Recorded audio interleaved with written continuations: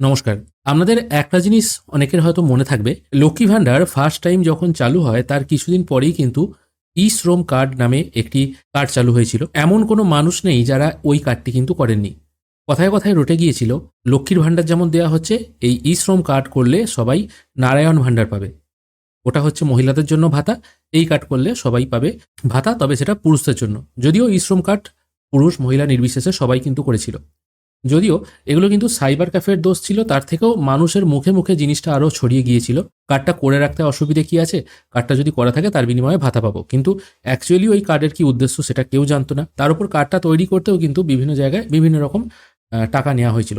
সে কথা বাদ দিন, গতকালকের বাজেটে যুবসাথী নামে যে প্রকল্পটি রাজ্য সরকার লঞ্চ করতে চলেছে, সেটা বেকার পুরুষদের জন্য কিন্তু অনেকটাই সাহায্য করবে। এখানে বলাই হয়েছে শিক্ষিত কর্মহীনদের জন্য, অর্থাৎ এই যে টাকাটা দেওয়া হবে এটা শুধুমাত্র পুরুষদেরকে দেওয়া হবে, এই বেকার ভাতাটা।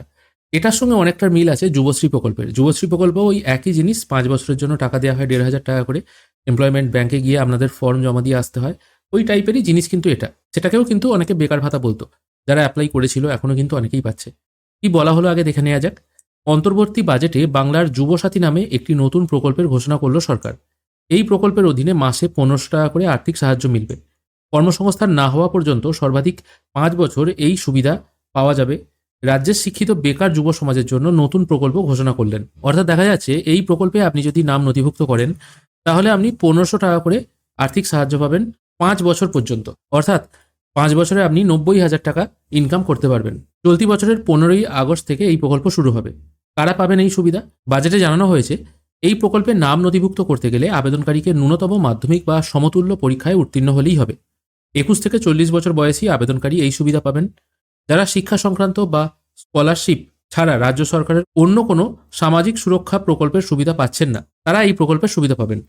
অর্থাৎ যারা স্কলারশিপের টাকা পাচ্ছেন এবং শিক্ষা সংক্রান্ত কোনো টাকা পাচ্ছেন কিন্তু অন্য কোনো সুযোগ সুবিধা পাচ্ছেন না, তাদেরকেই কিন্তু এই টাকা দেওয়া হবে। তবে এখানে একটা কথা বলার আছে, যারা কৃষক বন্ধু টাকা পাচ্ছে তারা আদৌ এই সুবিধা গ্রহণ করতে পারবে কিনা সেটা বলা মুশকিল।